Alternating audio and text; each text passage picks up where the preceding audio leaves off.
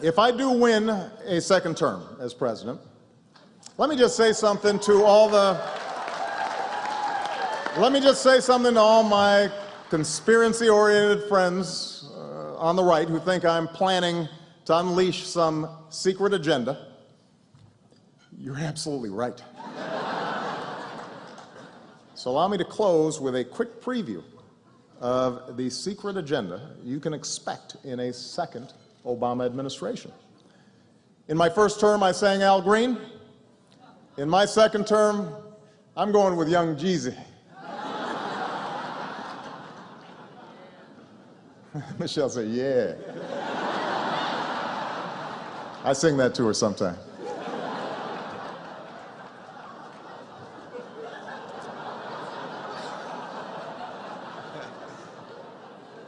In my first term, we ended the war in Iraq. In my second term, I will win the war on Christmas.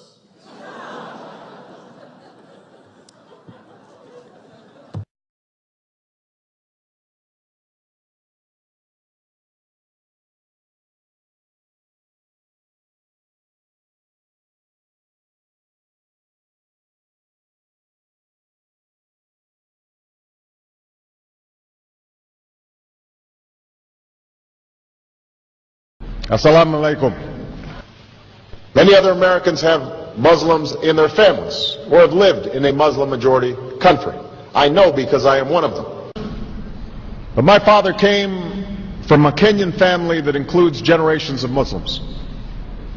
As a boy, I spent several years in Indonesia and heard the call of the azan at the break of dawn. I have known Islam on 3 continents before coming to the region where it was first revealed.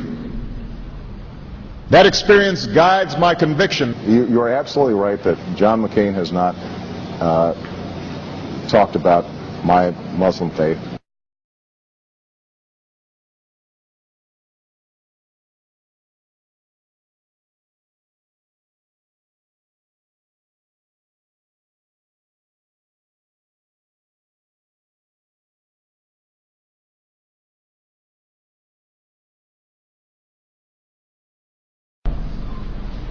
As the Holy Quran tells us, the Holy Quran teaches that, the Holy Quran tells us, and the Holy Quran also says,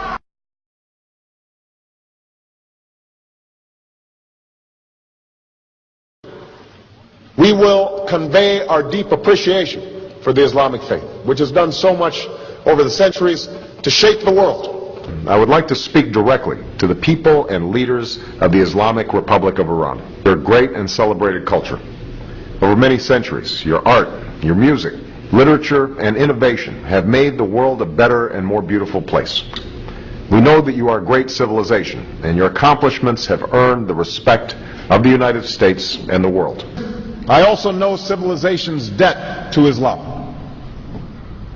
It was Islam at places like Uluzar that carried the light of learning through so many centuries, paving the way for Europe's Renaissance and Enlightenment. It was innovation in Muslim communities that developed the order of algebra, our magnetic compass and tools of navigation, our mastery of pens and printing, our understanding of how disease spreads and how it can be healed. Islamic culture has given us majestic arches and soaring spires, timeless poetry and cherished music, elegant calligraphy, and places of peaceful contemplation. They have fought in our wars, they have served in our government, they have stood for civil rights, they have started businesses, they have taught at our universities, they've excelled in our sports arenas, they've won Nobel Prizes, built our tallest building, and lit the Olympic torch. And when the first Muslim American was recently elected to Congress, he took the oath to defend our Constitution using the same Holy Quran. In ancient times and in our times, Muslim communities have been at the forefront of innovation and education.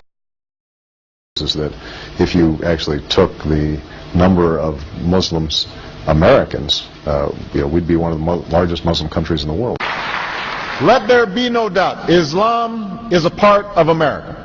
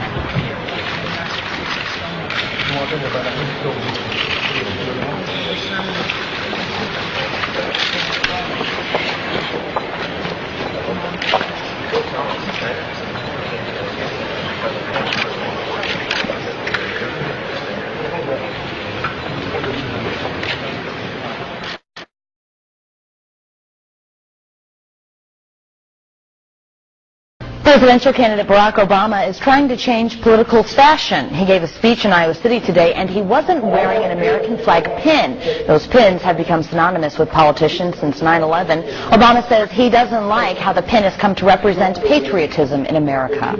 I won't wear that pin on my chest. It's a little weird, Alan, that in the middle of the campaign the guy takes off the American flag that most people wear because they're proud of their country. Let me speak as clearly and as plainly as I can.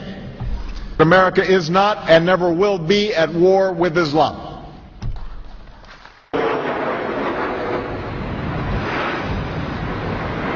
Digo derrotado. Dios le ha dado permiso para gobernar sobre el sistema de este mundo, el cual está totalmente corrompido. El propósito de Satanás es cegar los corazones y las mentes de las personas para que no acepten el Evangelio. Millones de personas están engañadas. La religión es uno de los medios que usa Satanás para destruir tu alma. Pero Jesucristo vino para salvarte. Satanás ha hecho que multitudes sigan las enseñanzas de Buda, pero Buda está muerto. No tiene ningún poder para salvar porque él fue tan solo un ser humano. Las religiones paganas de la antigüedad adoraban a Astoret, conocida como la reina del cielo. En la actualidad, sin saberlo, millones de católicos romanos adoran a esta misma diosa pagana como la Virgen María. En su santa palabra Dios mismo ordena: maldito el hombre que hiciera escultura o imagen de fundición. No te inclinarás a ellas, ni las honrarás. Eso es abominación ante los ojos de Dios. Otra obra maestra de Satanás es el islamismo. La historia prueba que Alá era simplemente un antiguo dios de la luna en el Medio Oriente. Mahoma fue condenado al infierno cuando rechazó a Jesucristo como su Señor y Salvador. El diablo le ha provisto a la humanidad millones de dioses falsos para que los adoren. En su malvada imaginación, el hombre ha adorado todo, desde insectos, roca, ríos, ídolos hechos con las manos, y aún a Satanás mismo. Para ser un discípulo de Jesús, tienes que rechazar todos tus dioses falsos y seguirlos solo a Él. El lago de fuego es el destino final para todos los que han rechazado al Señor Jesucristo como su Salvador personal. Para ellos es demasiado tarde. Pero, ¿qué decidirás tú? La palabra de Dios dice: y vi un gran trono blanco, y al que estaba sentado en él, de delante del cual huyeron la tierra y el cielo, y ningún lugar se encontró para ellos. Y el mar entregó los muertos que había en él. y la muerte y el Hades entregaron los muertos que había en ellos. Y vi a los muertos, grandes y pequeños, de pie ante Dios. Y los libros fueron abiertos, y otro libro fue abierto, el cual es el libro de la vida. Y fueron juzgados los muertos por las cosas que estaban escritas en los libros, según sus obras. De toda palabra ociosa que hablen los hombres, de ella darán cuenta en el día del juicio. Cuando haya terminado, Dios pedirá a un ángel que abra el libro de la vida para ver si el nombre de la persona se encuentra allí. El ángel mirará y dirá: Señor, ese nombre no está aquí. Y Dios dirá: Apartaos de mí, malditos, al fuego eterno preparado para el diablo y sus ángeles. E irán estos al castigo eterno, y los justos a la vida eterna. Esta es la historia más grandiosa que se haya relatado jamás. Jesús es la luz del mundo. Si tú no tienes a Jesús, no conoces el camino al cielo. Él mismo dijo: Yo soy el camino, y la verdad, y la vida. Nadie viene al Padre, sino por mí. Si confesares con tu boca que Jesús es el Señor, y creyeres en tu corazón que Dios le levantó de los muertos, serás salvo. Observen detenidamente y vean los millones y millones que murieron en sus pecados. Jesús amó a la gente de tal manera que dejó los cielos para advertirles del infierno y del juicio. Él derramó su sangre preciosa, la sangre de Dios, para limpiar los pecados de ellos. Murió y resucitó de los muertos. Pero ninguno de ellos creyó en Él. Ninguno recibió a Jesús como su Señor y Salvador. En lugar de elegir la vida, eligieron la muerte.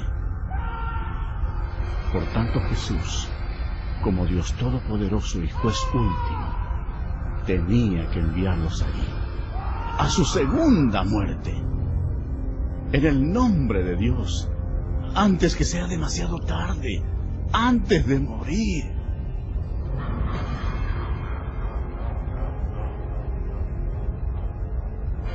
Cree en Jesús y recíbelo como tu Señor y Salvador, antes que acabes en este terrible lugar.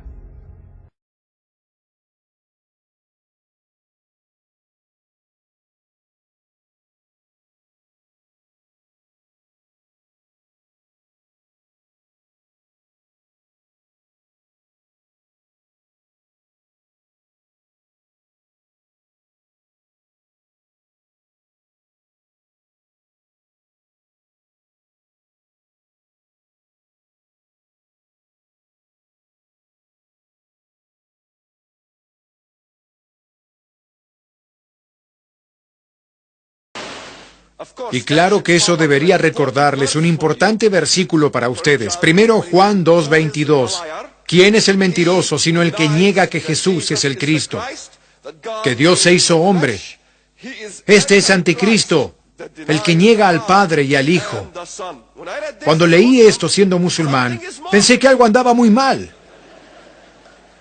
Algo está definitivamente mal aquí. ¿Cómo sería posible que yo aceptara todos estos elementos que había odiado durante toda mi vida? La Trinidad. Empecé a ver que Dios era de hecho complejo. Y la Biblia habla de un Dios complejo que no podemos viviseccionar, mientras que nosotros, los musulmanes, hablábamos de un Dios al que simplificábamos y viviseccionábamos con tanta facilidad. Satanás simplificaba mucho las cosas y se volvía agradable para los musulmanes. Empecé a ver al ángel de la luz del que habla la Biblia. Y entonces empecé a hacer preguntas. ¿Cómo puede ser que el Islam como religión rechace la idea de la expiación? De que alguien pueda morir por otro. Pero al mismo tiempo, cuando mi primo Rahid trató de poner una bomba en una calle de Jerusalén y fue abatido por los israelíes dispararon primero. Ni siquiera sabían si tenía explosivos. Dispararon primero e hicieron preguntas después. Ellos no corren riesgos. Fue abatido y mi tía Fátima organizó una celebración de bodas en honor a su hijo, porque ahora mi primo Rahid estaba en el cielo. ¿Qué está haciendo en el cielo? Lo primero que hace es que sus pecados serán perdonados con la primera gota de su sangre. Apenas la primera gota de la sangre de los mártires es derramada, sus pecados son perdonados. Algo debe llamarles la atención a mis amigos cristianos. Y él intercede por 70 miembros de su propia familia para que ellos puedan ir al paraíso. ¿Cómo es posible que el Islam rechace la intercesión, pero solo acepte la intercesión cuando alguien se convierte en mártir para que pueda asegurarse su ida al paraíso? No hay seguridad en el Islam de que los creyentes y seguidores vayan al cielo. Satanás capitalizó la necesidad básica de la humanidad de querer ir al cielo. Capitalizó también esa necesidad y odiaba tanto a la humanidad que quería la destrucción de la humanidad. Y esa fue una gran idea. Hacer que nos suicidásemos y nos matásemos entre nosotros para que supuestamente pudiéramos ir a su paraíso, que es el infierno. Empecé a hacerme muchas preguntas, porque recuerdo que cuando era niño y estaba creciendo en Medio Oriente, estábamos en Jericó. Mi padre estaba enseñando en una escuela en Jericó. Y en Jericó recuerdo que yo iba al jardín de infantes y estábamos cantando una canción infantil al unísono, una canción árabe. Árabes bien amados, y los judíos son perros. Yo no sabía que era un judío. Sin embargo, a mi madre, que era norteamericana, no le permitieron durante 45 años regresar a su país, Norteamérica. Mi padre la mantuvo cautiva. Es aquí donde quisiera advertirles a las damas. ¿Tienen hijas? Que no se casen con un musulmán. ¿Es racismo? No. Porque en 55 estados musulmanes, ni un solo país musulmán es signatario de la Convención de La Haya. ¿Qué significa que si su hija o su nieta, o usted misma, se casa con un musulmán y su esposo decide quedarse con usted, no hay nada que su país pueda hacer por usted? También significa que Dios no quiera que tenga una hija de ese matrimonio. Esa mujer musulmana debe desposar a un musulmán. Y si no lo hace, un miembro de la familia debe asesinarla. El asesinato por honor no solo incluye a las mujeres, sino que además incluye a los hombres que abandonan la fe del Islam. El Islam como religión no honra los derechos de la mujer, no honra los deseos de una mujer. Estoy tratando de que esas antenas cristianas en su cabeza suban automáticamente sin que yo presione el botón. ¿Quién más no honra los deseos de las mujeres?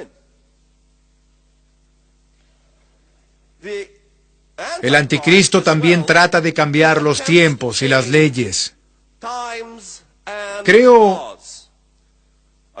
que ya les mencioné que la principal misión del Islam es establecer la ley islámica en todo el mundo. Cambiar todas las leyes del mundo hacia esa ley religiosa que ordena que si la gente abandona la fe, deben ser decapitados. Cuando vemos el libro del Apocalipsis, y lo sabía incluso antes de convertirme en cristiano mientras estaba estudiando, sabía lo que implicaría dar ese salto de fe para convertirme en cristiano. Cuando empecé a leer y vi a los mártires que fueron decapitados en nombre de Jesús, empecé a entender el precio que uno puede pagar por creer en Cristo.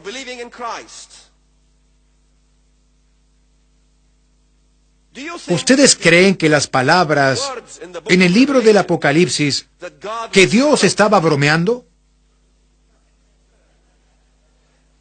Él no estaba bromeando.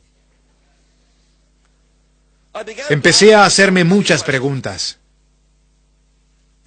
Que toda nuestra vida tratamos de destruir a ese pequeño estado llamado Israel. Y en la guerra de los 6 días, yo estuve ahí. Israel ganó en 6 días. ¿Por qué? Porque en el libro de Josué se habla de una guerra de 6 días. Dice, en el 7º día, durante la madrugada. El 7º día ni siquiera había comenzado. Los hijos de Israel se levantaron y rodearon las murallas de Jericó 7 veces. Y listo. ¿Es así? Ya conocen la historia.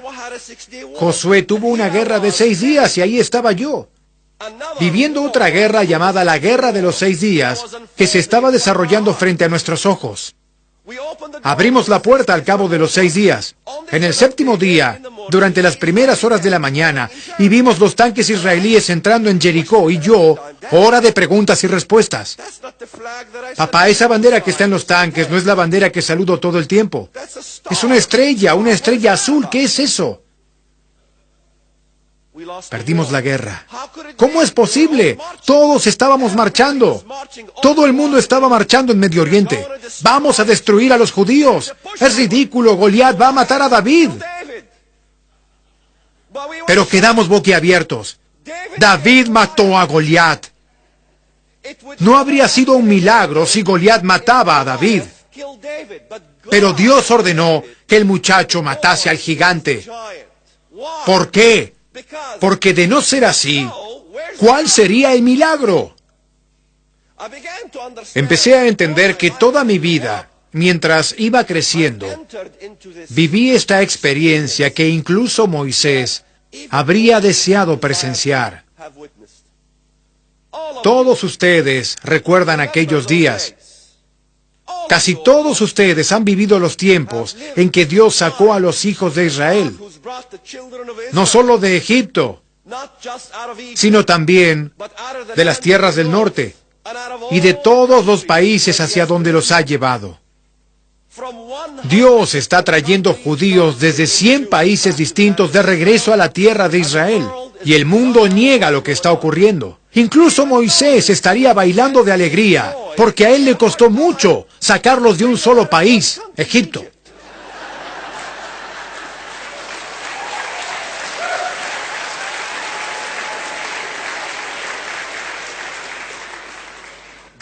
Dios existe. Su mensaje es uno. Empecé a entenderlo. Su libro es uno. Y su nación es una. Y su fe es una. Y su Mesías es uno. Creemos en un Dios. Estaba en las heridas y sentía como si la vida se me salía del cuerpo. En ese momento ocurrió algo muy bizarro. Mi espíritu atravesó la cama. Yo me vi en posición perpendicular a mi cuerpo y fui eyectado hacia un mundo espiritual. Supe instantáneamente que el mundo real era el espiritual. Estaba viajando y sabía que no tenía el control. Y a lo lejos vi una luz blanquísima y brillante, más blanca que la nieve, más blanca y 1000 veces más brillante que el sol. Pero antes de llegar a la luz, Robinson comienza a sentir una presencia más oscura. Sentí algo a la derecha y al voltear vi oscuridad. Era más negro que el más negro de los negros. Y lo digo enfáticamente porque yo nunca vi una oscuridad como esa. También pude sentir su naturaleza. Era eterna y completamente vacía. Era como un abismo, un pozo sin fondo. Y supe enseguida que si una persona o un espíritu entran ahí, quedarán incomunicados por toda la eternidad. Y es la más horrible, desesperante y terrorífica sensación que puedan imaginar. El enorme agujero infernal crece hasta estar a punto de tragarlo. Me sentí condenado. Cuando estuve en la oscuridad, sentí lo que se sentiría estar eternamente condenado, encarcelado, y no era negociable, no había marcha atrás. Pero en el último momento le dan a Robinson una segunda oportunidad. Lo vuelven a arrojar a su cuerpo. Cuando recobra la conciencia, está convencido de que ha visto la boca del infierno y de que por poco lo devora. Si hay un infierno, no es solo un lugar, también es una realidad. Es sobrecogedoramente real. Esto es permanente. Esto es definitivo. No se puede desaparecer racionalizándolo. Robinson no está solo. Durante siglos, quienes han creído en un infierno real han dejado registros de visiones similares del inframundo. En los registros históricos abundan visiones del infierno. Que alguien haya tenido una hoy en día no nos sorprende. Seguramente desde que la humanidad existe ha habido relatos de gente que ha experimentado el infierno cuando ha estado al borde de la muerte. Y es una terrible pesadilla de dolor y sufrimiento. Un monje español del siglo VII afirmaba que unos demonios lo habían llevado a un lago de fuego y que había escapado de este haciendo la señal de la cruz. En el siglo XII era popular la historia de un guerrero irlandés que después de morir había regresado a la vida convencido de haber sufrido los tormentos del infierno. Y en los años 30, una monja polaca llamada Faustina aseguró que un ángel la llevó al infierno y le mostró los 7 tormentos que esperan a los condenados. Todos hablaron de algo parecido mucho antes de que Mickey Robinson tuviera su terrorífica visión. Transformado por su propia experiencia, Robinson ha pasado 40 años rememorando su visión y predicando por todo su país. Él cree que fue rescatado del infierno, pero está seguro de que este reino del dolor y la maldad nos amenaza constantemente. Creo que la gente tiene un problema cuando se niega a hablar sobre la realidad del infierno. En mi mente no hay ninguna duda de que exista una fuerza espiritual oscura y demoníaca de ángeles caídos y demonios que están en guerra contra los humanos. Creo que el infierno es un lugar real.